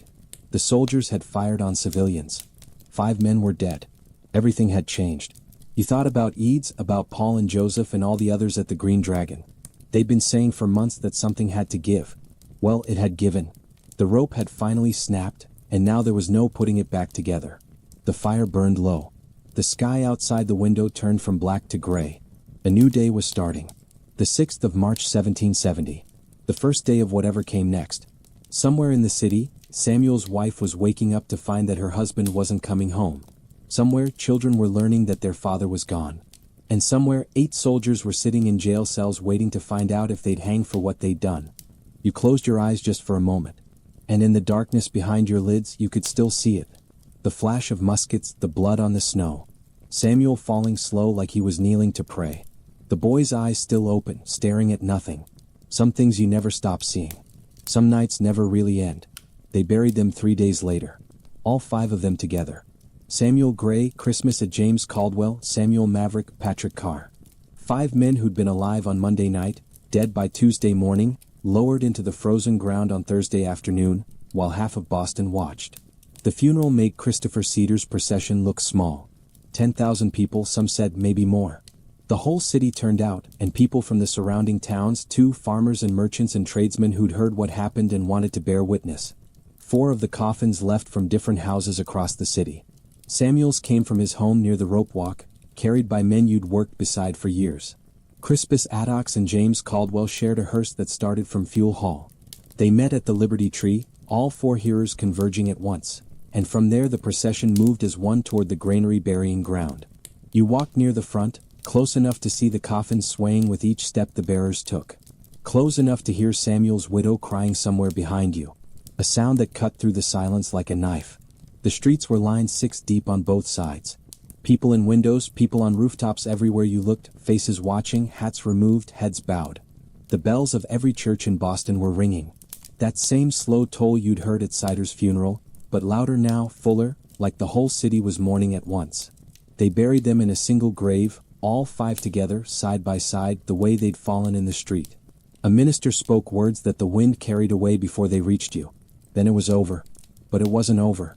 In the weeks that followed, something strange happened. The anger that had been building for years, that had finally exploded on King Street, didn't fade. It spread. It grew. It took on a life of its own. Paul was at the center of it. The silversmith you'd met at the Green Dragon. The one with the steady hands and the quick mind. Turns out he was an engraver too. And a few weeks after the funeral he produced something that changed everything. You saw it for the first time at Ede's print shop. A copper plate engraving showing the massacre as Paul imagined it. British soldiers lined up in neat rows, firing in unison into a helpless crowd. Captain Preston standing behind them with his sword raised, ordering the volley. The custom house in the background, relies falling, blood pooling, smoke rising from the muskets. Here's the thing about this engraving. Paul didn't actually see the massacre. He wasn't there. He based it partly on another engraver's work, a guy named Henry Peelham, who was furious when he found out, called Paul a thief. But Paul got his version printed first, and that's the one everyone remembers. The colors were garish. Bright red coats on the soldiers, bright red blood on the cobblestones, a blue sky overhead that made the whole scene look almost cheerful, which somehow made it worse, like a children's picture book about murder. And here's another thing. In the engraving the soldiers are white. In reality one of them was black, a guy named Andrew. But Paul made him white in the picture because propaganda doesn't do nuance. And Crisis at the first to fall, the man of African and native descent. He's barely visible in the image at all. It wasn't accurate. You'd been there. You knew it hadn't happened like that. All orderly and deliberate. It had been chaos, confusion, scared men on both sides making terrible decisions in a matter of seconds. The soldiers hadn't been lined up neatly. Captain Preston hadn't raised his sword like some kind of conductor. The crowd hadn't been innocent bystanders standing peacefully in the street. But accuracy wasn't the point. The point was the feeling, the outrage, the image of British tyranny made visible, something people could look at and understand without needing to read a word. It's propaganda, you said to Edie's the first time you saw it. He shrugged. It's the truth. Just simplified. That's not what happened. It's what people need to believe happened. He looked at you with those tired eyes. You think the king tells the truth about us? You think Parliament debates the facts before they pass their taxes? This is a war, Daniel, and in war the story matters as much as the sword. It is printed hundreds of copies, then thousands. They spread across the colonies like fire through dry grass. Boston, New York, Philadelphia, Charleston. Everywhere people looked at that engraving and saw what the British were capable of, what they'd done, what they might do again. You kept a copy for yourself, pinned it to the wall above your bed in the boarding house. Some nights you'd lie there staring at it, trying to match the neat lines of the engraving to the messy reality of what you'd witnessed. They never quite fit together, but maybe that didn't matter. Maybe what mattered was that people were paying attention. Now the whole world was watching Boston. The trials came in the fall. Captain Preston went first in October, then the soldiers in November and December. The whole city was holding its breath, waiting to see what would happen. Would they hang? Would there be justice for the 5 men in the granary? The defense lawyers surprised everyone. John Adams, one of the loudest voices against British tyranny, a man who'd been at the Green Dragon, who'd argued for resistance, who'd helped organize the non-importation agreements. And now he was standing in court defending the soldiers who'd killed 5 of his countrymen. People were furious. Called him a traitor, a turncoat. Worse things you won't repeat. Someone threw a rock through his window. His law practice suffered. Friends stopped speaking to him. But here's the thing about John Adams. He was playing a long game. He knew that if these soldiers didn't get a fair trial, the Crown would use it as proof that the colonies were lawless, that we couldn't govern ourselves, that we needed British control. So he defended them, he gave them the best defense he could, and in doing so he proved that even in the middle of a revolution Boston still believed in justice. Also, let's be honest, the prosecution's case was kind of a mess. Witnesses contradicted each other. Some of them were clearly drunk that night and couldn't remember what happened. One guy claimed he saw everything clearly from a block away in the dark through a crowd of 400 people. Adams picked those testimonies apart like a man filing a fish. But Adams didn't back down. Said everyone deserved a fair trial, even red coats. Said the law had to mean something or none of this was worth fighting for. You went to the trial one day. Stood in the back of the courtroom, squeezed between dozens of other spectators, watching Adams do his work. He was good. You had to admit that. He picked apart the prosecution's witnesses, pointed out contradictions in their testimony, reminded the jury that a mob had been throwing ice and shells and shouting fire before the first shot was ever discharged. Facts are stubborn things, he said at one point, his voice filling the courtroom. And whatever may be our wishes, our inclinations, or the dictates of our passion, they cannot alter the state of facts and evidence. You didn't know what to think. Part of you wanted to see those soldiers hang. Wanted to watch them kick and twitch at the end of a rope the way Samuel had twitched in the snow before he went still. Wanted someone to pay for what happened. Really pay. Not just get a slap on the wrist and a ticket home, but another part of you, a quieter part, understood what Adams was trying to do. If we become like them, what's the point? If we throw out the law whenever it's inconvenient, how are we any better than the tyrants we're fighting against? The verdicts came down in December. Preston was acquitted. The jury said the evidence didn't prove he'd given the order to fire. 6 of the soldiers were acquitted too. Not enough proof. The jury said too much confusion that night. Too many conflicting stories. 2 soldiers were convicted. Montgomery and Kilroy. The ones who definitely fired, whose musk balls are definitely killed. But not murder, manslaughter. A lesser charge. Instead of hanging, they were branded on the thumb. A hot iron pressed into their flesh, marking them forever as killers. Then they were released. That was it. That was justice. 2 burned thumbs for 5 dead men. The Green Dragon was quiet that night. Nobody knew what to say. Ede sat in the corner, staring at nothing. Paul was there too, his face hard, his hands clenched into fists on the table in front of him. "We'll remember this," someone said finally. "Every year on the 5th of March, we'll remember what they did." And they did. Every year after that, the anniversary of the massacre was marked with speeches and ceremonies, church bells ringing at the hour the shots were fired, orators recounting what happened, making sure nobody forgot. The 5 graves in the granary became a pilgrimage site, a place where people came to pay their respects and renew their anger. But life went on. That's the thing about tragedy. It doesn't stop the world from turning. The soldiers left Boston. All of them shipped out to Castle William in the harbor, then eventually back to England. The common emptied. The barracks came down. The streets that had been full of red coats for 2 years were suddenly strangely quiet. You went back to the rope walk, back to the work, spinning hemp, pulling cables, earning your wages. The days blurred together the way they always had. Spring turned to summer, summer to fall, fall to winter. Another year passed, then another. 1771, 1772, the early months of 1773, Boston settled into something like normally. The non-importation agreements fell apart as merchants got tired of losing money. Ships came and went from the harbor. People bought British goods again, drank British tea, tried to pretend that everything was fine, but it wasn't fine. You knew it. Everyone knew it. The anger was still there, just buried deeper, waiting. You moved out of the boarding house that spring, found a small room above a chandler's shop on Fish Street, closer to the harbor. There wasn't much. A bed, a table, a chair, a window that looked out over the water, but it was yours. The first space you'd ever had that belonged to just you.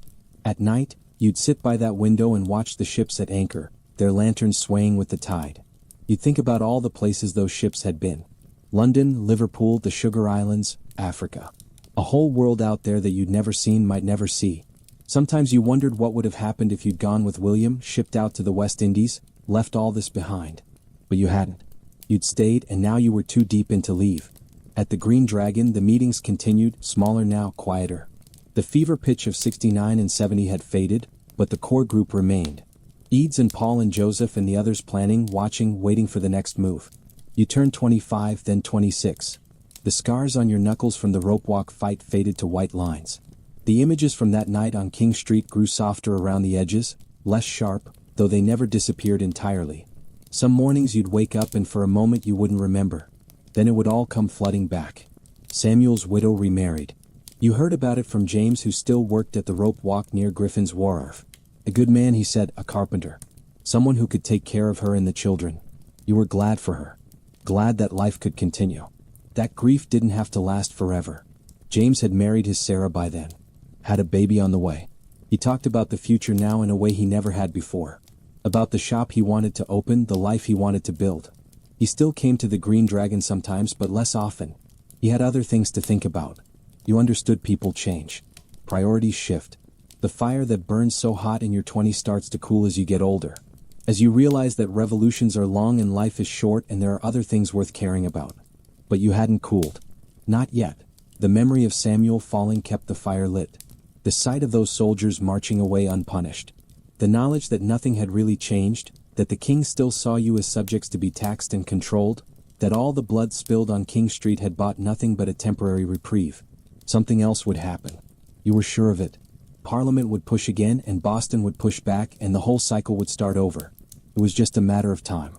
In the spring of 1773 word came from London, a new act, something about tea. You didn't pay much attention at first. Tea seemed like such a small thing compared to everything that had happened. The Tea Act, they called it. Parliament had given the East India Company a monopoly on selling tea in the colonies. No more buying from Dutch smugglers or local merchants. If you wanted tea, you bought it from the company and you paid the tax that came with it. It didn't sound like much, a few pennies on a pound of leaves. But the men at the Green Dragon understood what it really meant. This wasn't about tea. It was about the principle. If Parliament could tax tea, they could tax anything. If they could grant monopolies to their favored companies, they could destroy any colonial business they wanted. It was the Stamp Act all over again, just dressed up in different clothes. But the men at the Green Dragon were paying attention. Adis was writing furiously, pages of notes spread across his table. Paul was making trips to the harbor, talking to ship captains, gathering information. Joseph was convening meetings, more meetings, the old urgency creeping back into his voice. Word spread that 3 ships were on their way from London. The Dartmouth, the Ella Lenina, the Beaver, all loaded with East India Company tea, all heading for Boston Harbor. We have to send it back, someone said at one of the meetings. Refuse to let it land. Send a message they can't ignore. The governor won't allow it, replied. Hutchinson's already said the ships can't leave until the tea is unloaded and the duty paid. Then we don't let them unload. And if they try anyway, silence. Everyone knew what that meant. Another confrontation. Maybe another massacre. More blood in the streets. This is it, Joseph said one night. His eyes bright in the candlelight. This is the moment we've been waiting for. You didn't understand yet, but you would. By December, everyone would understand. The tea ships were coming. The Dartmouth sailed into Boston Harbor on a gray November morning. You were at the rope walk when word came. A boy running down the street shouting that the tea ship had arrived. Everyone stopped working. Everyone looked at each other. This was it. The moment they'd been talking about for months. The ship anchored at Griffin's Wharf, right where James worked. Within hours, guards were posted to make sure nobody tried to unload the cargo or destroy it. The owner, a man named Rock, was summoned to meeting after meeting, pressured from all sides. The governor wanted the tea landed and the duty paid. The Sons of Liberty wanted it sent back to England. Rock was caught in the middle. A man with a ship full of leaves that nobody wanted and everyone was fighting over. 2 more ships arrived in the days that followed. The Ella Lenina, the Beaver. All 3 sat at Griffin's Wharf, their holds packed with East India Company tea, while Boston tried to figure out what to do. The law gave them 20 days. 20 days from the Dartmouth's arrival to pay the duty. If the deadline passed without payment, the customs officials could seize the cargo and sell it themselves. The tea would land either way. The tax would be paid either way unless something changed. The meetings at Old South Meeting House drew thousands. You went to one, squeezed into the back of the building with 6,000 or 7,000 other people, the air thick with body heat and tension. Samuel Adams stood at the front, his voice carrying over the crowd, laying out the situation in terms everyone could understand. We must act. He said, if this tea lands, if this duty is paid, we lose everything we fought for. Every principle, every sacrifice, the blood of the men who died on King Street. All of it for nothing. The crowd roared its agreement, but agreement wasn't a plan and the deadline was approaching fast. December 16th, a Thursday, cold and clear.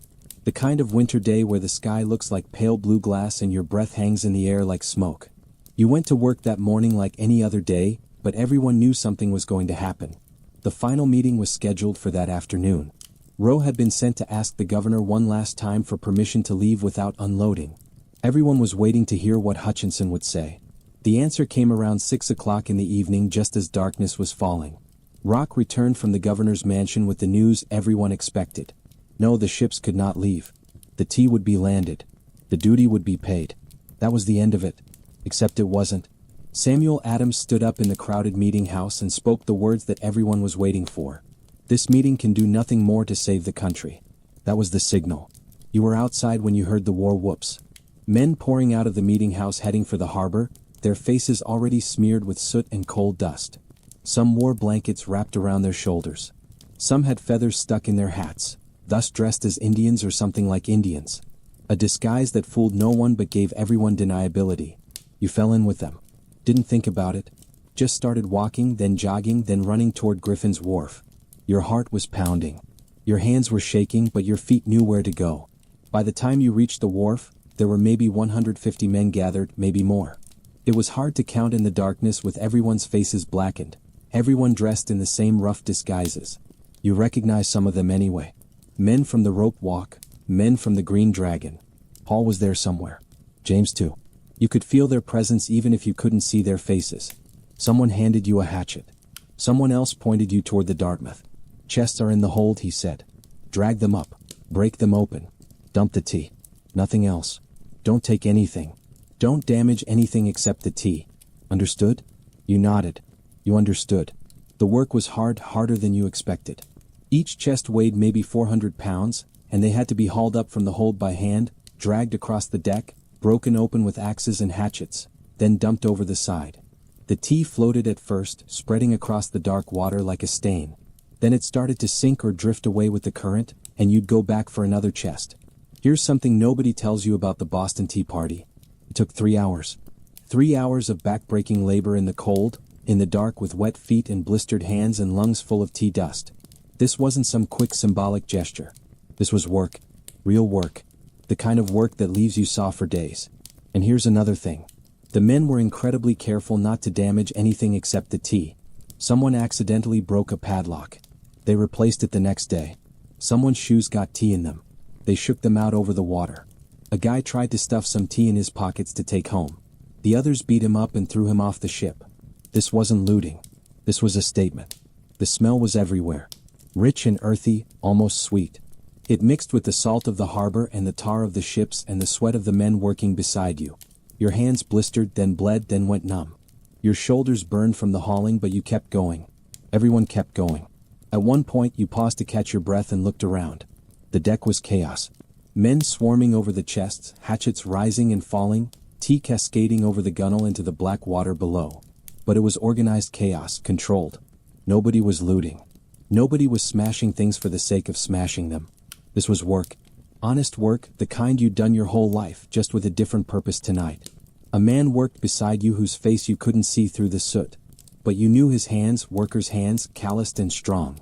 A rope maker maybe, or a shipwright, someone who knew what it meant to labor for a living, to trade your sweat for pennies while men in London got rich off your back.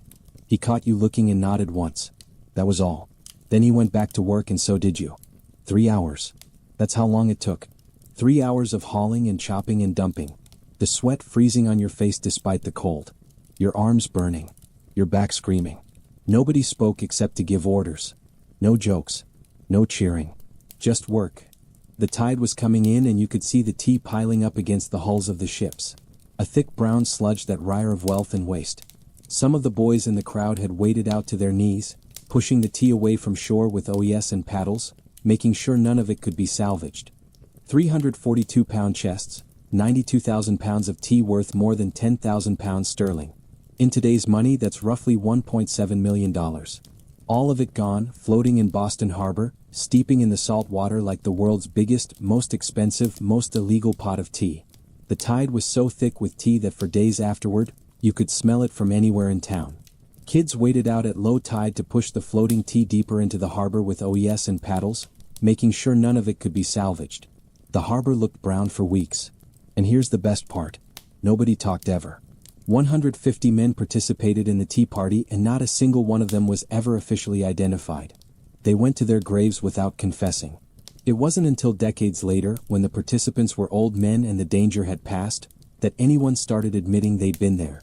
Even then, some of them never told. When it was done, you climbed back onto the wharf with the others. Someone was sweeping the decks of the ships, making sure no tea was left behind. Someone else was shaking out their shoes, dumping the loose leaves that had gotten inside. They wanted it known that this wasn't about theft. Nobody had taken anything for themselves. This was a statement, a protest, a message to the king and parliament that couldn't be ignored.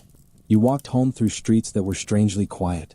The crowds that had gathered at the harbor were dispersing, melting into the darkness, going back to their homes and their beds. A few people passed you on the street, glancing at your blackened face, your damp clothes, the hatchet still in your hand. Nobody said anything. Nobody needed to. The moon was up now, hanging low over the rooftops, casting silver light across the cobblestones. Your footsteps echoed in the empty lanes. You walked past the old state house, past the spot where Samuel Gray had fallen, past the Green Dragon with its windows dark and its doors shut tight. The city felt different tonight. Smaller somehow. Or maybe you felt bigger, like you'd grown into something you hadn't been before. Not a hero, nothing so grand as that, just a man who'd finally done something instead of just talking about it. At your room on Fish Street, you washed the soot from your face and hands. The water in the basin turned black. Your clothes smelled like tea, a rich earthy smell that would linger for days. You hung them by the window to air out, then sat on the edge of your bed, too tired to sleep, too wired to rest. Outside the harbor was quiet. The 3 ships sat at their moorings, their holds empty now, their decks clean. Somewhere out there, 92,000 pounds of tea was dissolving into the Atlantic, drifting out with the tide, gone forever. You thought about what would happen next. The king would hear about this. Parliament would hear about it. There would be consequences, probably severe ones. Boston had just dumped a fortune into the harbor, had openly defied the crown in a way that couldn't be explained away or smoothed over. This was different from riots and protests. This was destruction of property. This was rebellion. They would call it the Boston Tea Party. Eventually, years later, when it had become legend instead of just something that happened on a cold December night. But you didn't know that yet. You didn't know about the intolerable acts that would come in response, or the Continental Congress, or the shots at Lexington and Concord. You didn't know that in less than 2 years you'd be watching British ships bombard Charlestown from across the harbor, watching the city burn. All of that was still in the future, hidden, waiting. But you couldn't bring yourself to regret it. Not tonight. Tonight you just felt empty, hollowed out, like you'd been carrying something heavy for years and had finally set it down. You lay back on your bed and stared at the ceiling. The same ceiling you'd stared at 1,000 nights before. The same cracks, the same water stains, the same shadows cast by the candle on your table. But everything was different now. You could feel it. Something had shifted. Some balance had tipped. And there was no going back. The tea was in the harbor. The message had been sent. Whatever came next, it would come. Outside your window, Boston slept. 16,000 people, most of them unaware of what had happened tonight. What it would mean for their futures, their children's futures, their children's children. They'd find out tomorrow. The whole world would find out. And then everything would change. But that was tomorrow. Tonight you closed your eyes and let the exhaustion wash over you. Your muscles ached. Your hands were raw. But you were warm and you were safe. And for the first time in a long time, you felt something like peace. You'd done what you could. What happened next was out of your hands. The wind off the harbor rattled your window gently. The candle on your table flickered and went out, leaving you in darkness. Somewhere in the city, a dog barked once and fell silent. The night wrapped around you like a blanket, soft and dark and quiet. This is how it was. How it really was. Not the paintings in museums or the stories in books. Not heroes in perfect costumes making speeches for the ages. Just ordinary people doing what they thought was right. Scared and tired and uncertain, hoping that somehow it would all work out. You were one of them. Daniel the rope maker. Nobody special, nobody famous, just a man who happened to be in Boston when history decided to happen. And now, 250 years later, that same city is still there. The harbor still opens to the sea. Ships still come and go, though they're bigger now, carrying different cargo. The streets you walked are still streets, though they've been paved and repaved 100 times. The Old North Church still stands in the North End. Faneuil Hall still stands downtown. The graves in the granary are still there, still visited, still remembered. The world changed. The country you helped create grew into something nobody could have imagined back then. Wars were fought. Laws were written. Generations were born and lived and died. And through all of it, the story of what happened in Boston kept being told. The tea in the harbor, the shots on King Street. The ordinary people who did extraordinary things because they believed they deserved to be free. That's the thing about history. It's not really about the past.